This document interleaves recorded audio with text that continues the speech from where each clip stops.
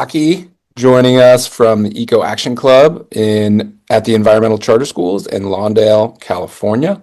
He's an amazing young man. I'm going to turn it over to him. All right. Before I start, I just want to let you everyone know we're freestyling a little riff today, so none of this is written, but Sam will take it away. So, hello everyone. My name is Samuel. This guy is Rocky. I'm Rocky here. We're from Renewable High School in Lawndale, California. We'll be talking about the Eco Action Project. And what the Eco Action Project is about is that we're focused on incentivizing and rewarding small habits that contribute to a larger impact. And we have a belief that every person has a potential to create a meaningful change through leading by example. And we have a few questions for everyone in the chat, which is the next slide. What rewards does your community get when you take sustainable actions? You can feel free to answer in the chat, and we'll read them all at the end. Mm-hmm. But just kind of think about what rewards do you get when you take sustainable actions. So I repeat the question again. What rewards does your community get when you take sustainable actions? Awesome. Okay, and then next slide. And then the last question is, what rewards do you get from building sustainable habits? Yeah, feel free to answer in the chat, and we will look at these after we are done with our presentation. But for now, we're going to move on. So the problem. So the problem at our school is that getting to the root of the issue is difficult. About stuff like littering, not knowing how to compost, not knowing to recycle, not recycling at home, wasting water, taking long showers, all that kind of stuff. Americans use 1 trillion to 1.7 trillion gallons of water annually just in showering alone, which can be heavily cut if we create more awareness about the impacts that it makes. But also getting through to the root of the problem of why people don't have these habits, whether they've already built up habits in the past, is to start them on a new course by using prize incentives. So next slide, you see our solution. Our solution is to promote friendly competition by using prize incentives and a leaderboard system where people can rack up points by doing different sustainable actions, such as recycling, composting, using water appropriately. And we actually have a online leaderboard and a physical leaderboard that we post up around campus, so everyone can kind of see where their points are, and we give rewards to the top performing environmental active members, right, in this competition. So we give out a mug, an earth mug, to plate number 3. We give out a bamboo speaker to second place, and we gave out a solar panel phone charger to first place. So they're all environmentally based, but these are actual rewards. So while you guys are answering the chat right now, rewards that you get just from doing the actions, we are giving actual physical rewards just for starting. And here's our evidence. So we noticed that we separate all of our forms into quarters. So we started off in quarter 1. Just an example right here is that 49% of people brought a usable water bottle to school every day. And in quarter 3, that jumped up to 77%, which is a large increase. You can also see our official eco leaderboard that's posted around campus. We give out pizza parties to the top 2 advisories with the highest amount of points. And more people started recycling at home, made goals to take shorter showers, started walking to school when they could, and became actively involved in community events. And lastly, our main goal is to create a bottom-up awareness, because although we are taught in school and we know based on news, media, all this kind of stuff, information that manufacturing companies are the highest contributors to pollution, to waste, all that kind of stuff. So it's not to shame ourselves or make ourselves seem like we are the problem. We have to be the ones that handle all of this. But it's to create small habits that start from ourselves, create awareness that starts from ourselves, that we can carry into all of our futures, wherever we go, and have a sustainable job in whatever job we do. And next slide, and that is it. Thank you very much.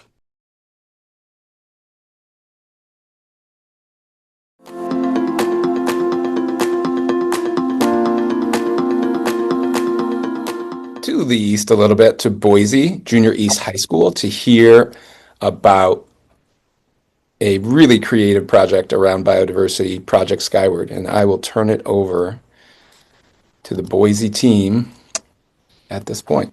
All right. Hello. I'm Charlotte, and today I will be presenting with the Boise School District Sustainability Advisor, Allie, on Project Skyward at East Junior High. So, this is our team. So I'm Charlotte, and I'm a sophomore at Timberline High School. I was the project implementation manager and leader of the project. Akshara and Scarlett unfortunately could not make it today, so they're not presenting, but they were also helped collect data and do other things for our project. And as previously mentioned, this is Allie, who helped oversee some project. So, really, Charlotte did everything, but I've been so enjoying today. Next slide, please. Okay, so today we'll be talking about how bird window collisions are caused and why they're dangerous for bird biodiversity.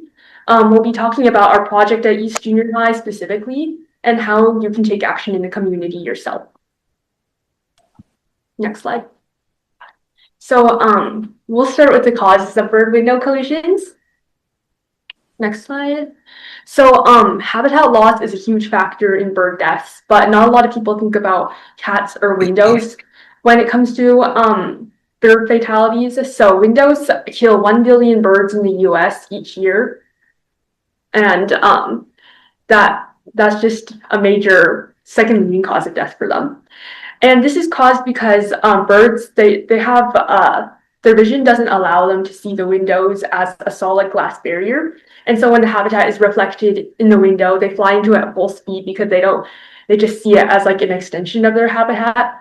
And especially as like artificial light sources like light pollution at night kind of confuses them and just makes it way easier for them to hit windows and get killed. Next slide. So a lot of people have asked me, why don't we see bird collisions? If there are 1 billion birds being killed each year, then why don't we see them like littering the street? And that's because scavengers like vultures, for example, they remove a lot of any traces left behind. Or birds may also, like when they hit the window, they just fly away and then they die somewhere near their nest, later from injuries. And also, before everyone wakes up in the city, lots of city workers come and clean the streets, especially after like a massacre of birds, because that's just bad and no one wants to see dead birds.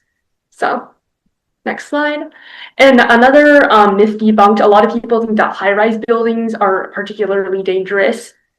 But no, it's actually residential and low-rise buildings because they have the habitat reflected in them the most, like trees and bushes.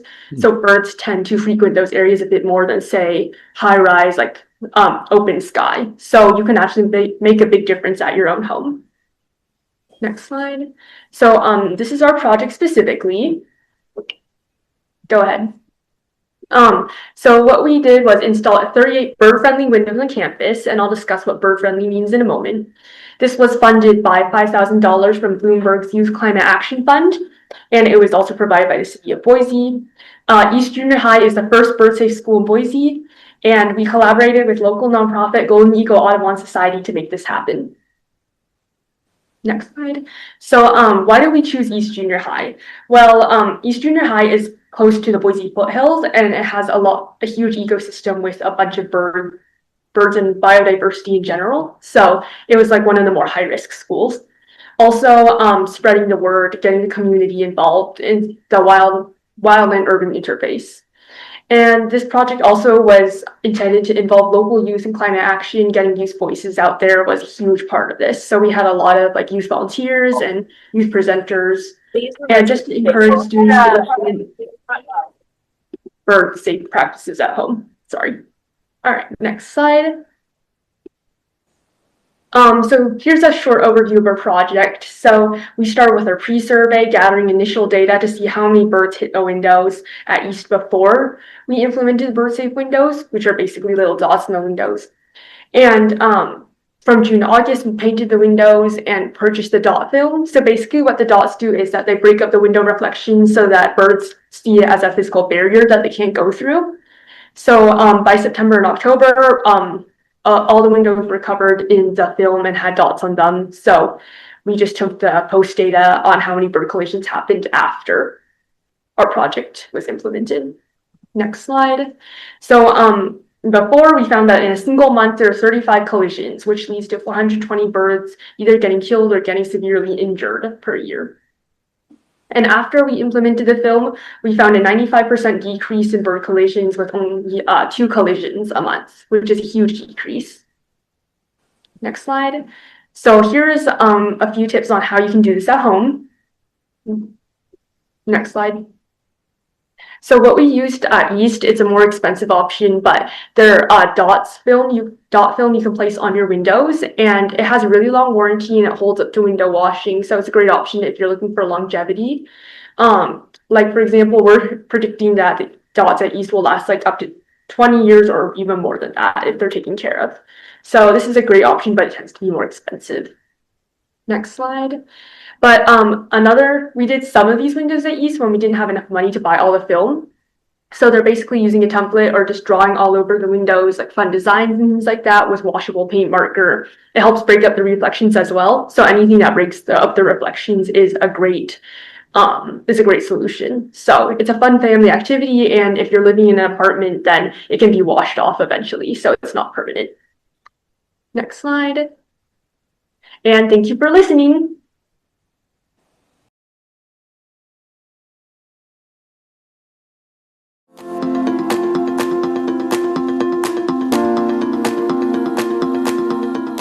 Thurston Middle School in Laguna Beach is going to share their project that their green team did around energy.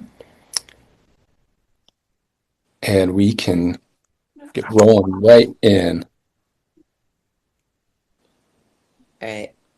Good morning, everyone. My name is Billy Kulaks. I have collaborators Grace Adair and Mia Moss. They're going to be speaking later inside the presentation about our Green Spark TMS energy project. So a little bit about Laguna Beach. We're a very coastal city in Southern California. And just yesterday, we went on a field trip and we met up with Laguna Beach Ocean Foundation, and they educate people on tide pools. So they were telling us about how we can help preserve our beaches, which was a very fun part of Eco Club this year for, Laguna Beach and getting to know more about our beaches.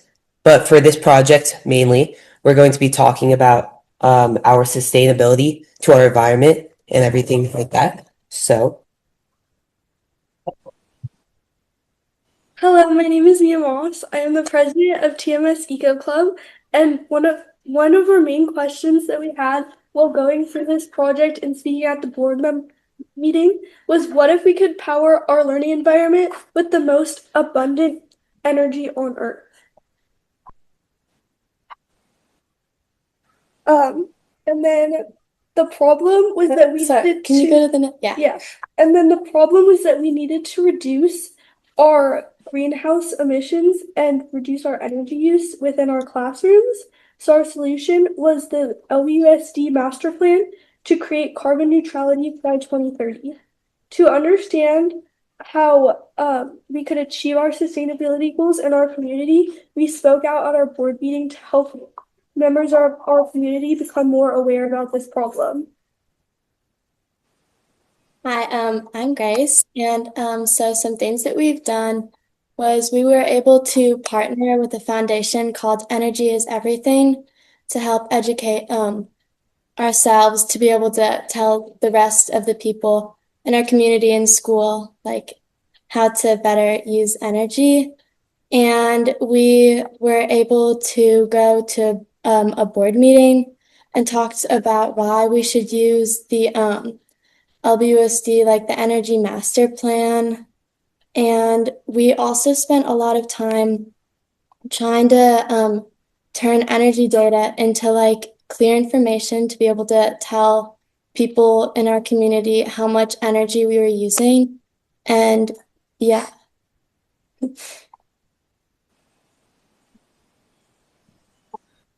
All right, so we used a 7-step process to be able to talk to the board. First, we learned about energy, and we had lessons from someone that told us what we should do to be able to reduce energy here at Thurston. So we audited from this. So we went into every classroom and we had walkthroughs through every classroom, seeing what each thing uses this energy for. And then afterwards, we researched how could we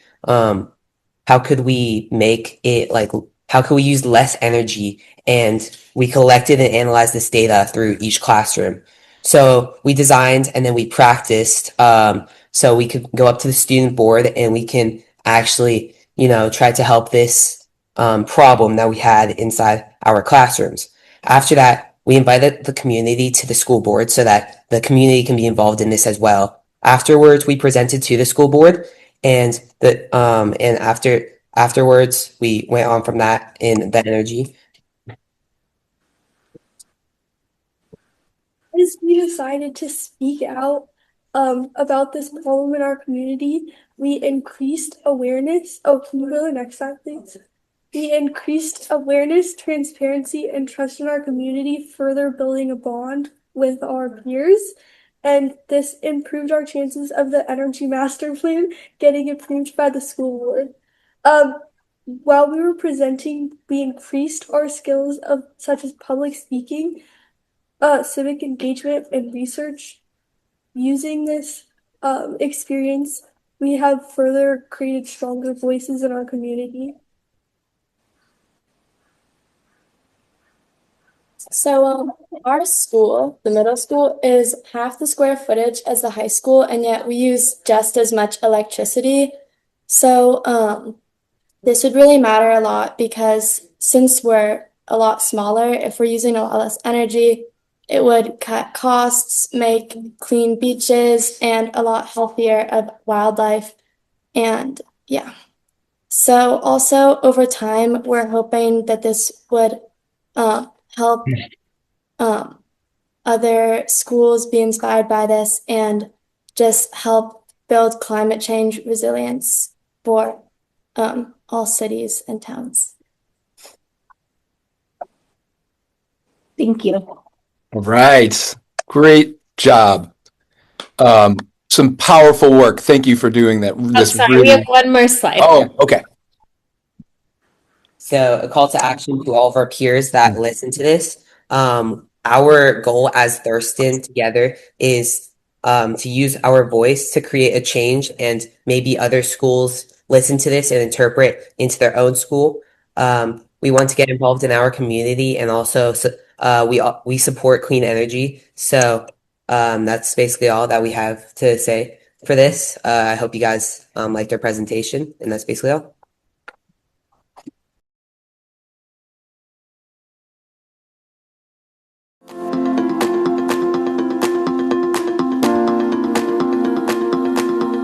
It's my pleasure to introduce the Community Engagement Committee from Fayette County Public Schools in Arkansas. And Brendan, you, this is Fayette County Public Schools in Lexington, Kentucky, Oops. that we are highlighting. The classic. But, Sorry. yeah. Sorry about that, Lexington. It's okay. And students, if you want to remind me to do slides, I'll do my best, but feel free to say slide if I'm off. Okay, perfect. Thank you. Good afternoon, everyone. Thank you so much for being here today. My name is Sophia Young, and I'm a student leader with the Bluegrass Youth Sustainability Council. Along with my amazing co-leader, Priya, we run our BYSC's Community Engagement Committee. We are passionate about getting young people involved in sustainability, environmental responsibility, and making a real difference in our community. Today, I am so excited to share with you what we've been doing, why it matters, and where we're headed next. Could you go back to the last slide for a second? Thank you. So a little bit about us. My name is Priya. I'm a current sophomore in high school, and I'm enrolled in my school's math and science program, as well as the biomedical pathway. And I hope to join the medical field in the future. I'm Sophia, a junior in high school in the pre-engineering pathway, and in the future, I'm hoping to go into neuroscience and connect sustainability into it. We are both students who care deeply about the environment and believe that real change starts with education and community action. We lead the branch to connect with students, teachers, and local organizations through fun, hands-on projects. So you may be wondering, Priya, Sophia, where are you from? Where has this worked? We are located in a city of about 330,000 people named Lexington, Kentucky. It is seated within the land of the bluegrass, or in other words, Kentucky. Now, Kentucky isn't just known for its racing or basketball. We have a lot more to offer. For example, our sustainability measures. Our city has the LEED Silver certification, which is one of the most recognized green building rating systems. We also have a one-of-a-kind Vision Zero plan, and we have the Soul Smart Gold Award. Okay, so our project has two main parts, and one of our favorite partnerships is the classroom visits. Okay, so we go into elementary schools as well as middle schools, and we give presentations about sustainability, as well as we do some kind of activity with the students. So last year, the main activity we did was scavenger hunts. So we had little clues around the classroom with sustainability related clues. And the students went around and collected them. And at the end, they all got a little bag of seeds where they could go plant them and take them home. And if you go to the next slide, these are some pictures of the classroom visits. As you can see, that's our seed planting presentation. And then the other pictures are just the students doing the activity. We also host and participate in STEM nights at local schools. These events let us set up interactive booths where families can learn about sustainability through games and hands-on challenges. Recently, we've been trying to work on a sort of recycling relay race. So on the left, you can see there our first attempt at this. It was so much fun. We had 3 different boxes for composting, recycling, and trash. And kids were supposed to sort these into which they thought it went into, and it was a really fun learning activity. So now we are trying to transition into something that's more accessible for all grade levels. So instead of where we used to have like little cards that wrote down what each item was, now we're actually bringing in the real items, and we found that it has made a huge difference in how much people are learning and how much retention that they have. And it's a great way to reach parents and students together and show that caring for the planet can be fun and educational. So why is this important, and why are we doing all of this? This is important because it fosters community and awareness. Through our efforts, we're seeing that young students are spreading awareness to not only the people around them and their peers, but they're spreading it to their parents, and their parents are telling their grandparents. And then as it keeps going, they tell their friends, and it just starts a rapid exchange of information about sustainability. And this overall increases sustainability literacy and responsibility, which is really good. And they all know more about the environment, not only children, but as well as the adults. Just like Priya said, it is so important to foster a sense of shared effort. And most importantly, to provide a real sense of community that inspires sustainable choices every day. Something that I always say is, if a thing is worth doing, it's worth doing badly. And what do I mean by that? Well, sustainability is a very important thing to care about, obviously, and one professional doing it well isn't going to bring the change that may be necessary for a whole community to grow. However, many people doing it sort of correctly will spark the change. Your efforts will flower growth in your community. Make them aware, and please help them take the next steps. So looking ahead, in the future, we hope to expand accessibility of the green spaces, STEM resources, and education about sustainability.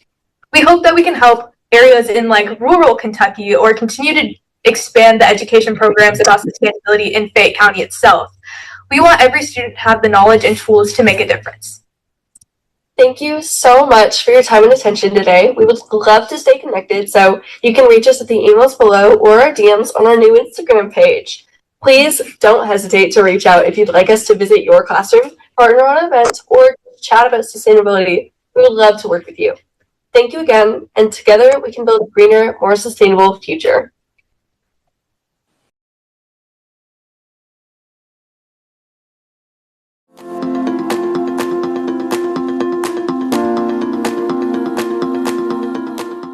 The team at Prairie Crossing Charter School, their first ever Earth Week Green Fair that they just recently completed.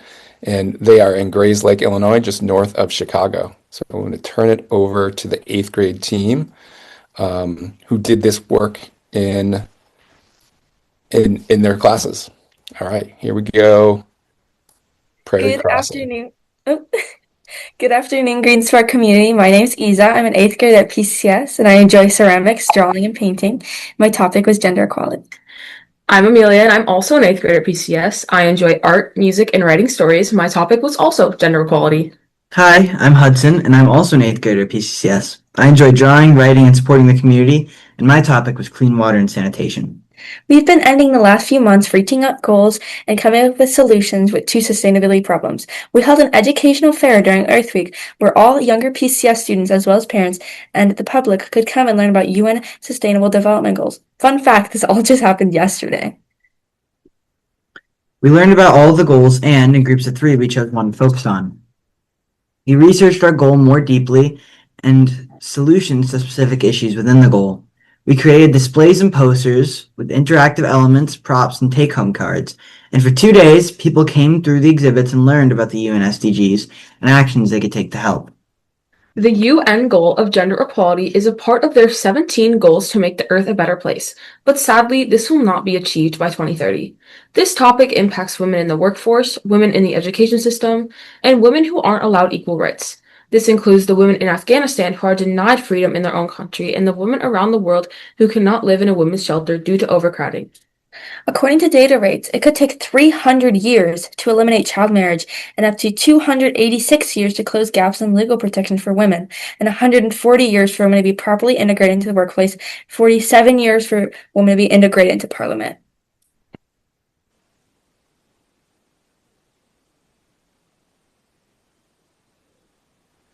And what is our goal trying to fix? The focal point of our goal is to create equal opportunities for all and to incorporate women appropriately into male-dominated fields. Gender bias has been so integrated into our everyday lives and society that it harms all of us. We will benefit from equality, so let's work together to create a new equal world. While this goal and topic are a very complex and diverse issue, we decided to start small and local. We chose to find a solution for creating cleaner, safer, and more accessible women's shelters all across the globe, and more social services in existing women's shelters, like legal consultants, therapists, and law enforcement around the shelter to make women feel safe inside and protected, and to open up about what they have been experiencing. We've done an extensive amount of research looking for the best solution to the topic. We have found pending legislation to get behind, the Family Justice Centers Act, which is legislation that permits Illinois cities, districts, and nonprofits to create multi-agency hubs for domestic violence, sexual assault, human trafficking, and stalking. It encourages centers that help with legal aid, counseling, and law enforcement to improve safety and security in spaces. The way we decided to advocate for the legislation was by finding our district representatives and creating a QR code that brought presentation goers to a sample letter of what to say to the representatives. Now Hudson is going to talk about clean water and sanitation. Did you know that across the world, around 2.1 billion people don't have access to clean water? 3.4 million people die each year due to a lack of clean water and sanitation, but we can work together to stop it.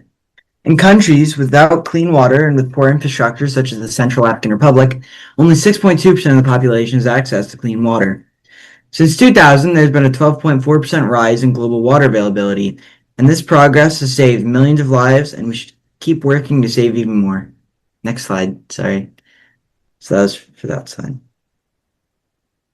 The topic my group is specifically focusing on is addressing clean water availability through charities such as the Motherland Rhythm Community, which donates water filters to areas that can't access water.